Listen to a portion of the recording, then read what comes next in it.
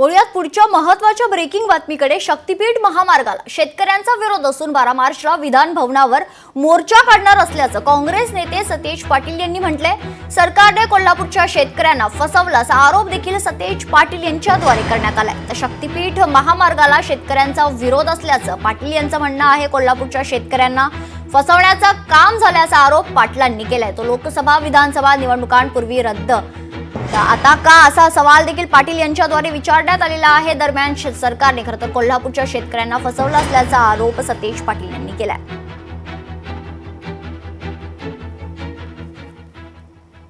12 तारखेला 10,000 लोकांचा मोर्चा हा विधान भवनवर घेऊन जायचं नियोजन आम्ही केलेलं आहे। कोल्हापुरातून किमान 4,000 लोक कोल्हापूरमधून या ठिकाणी येतील।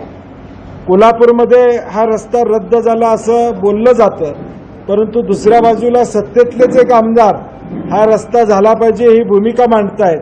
त्यामुळं या सगळ्या बाबतीत एक संभ्रमावस्था निर्माण झालेली आहे आणि म्हणून हा मोर्चा आम्ही 12 तारखेला विधान भवनवर घेऊन जातो।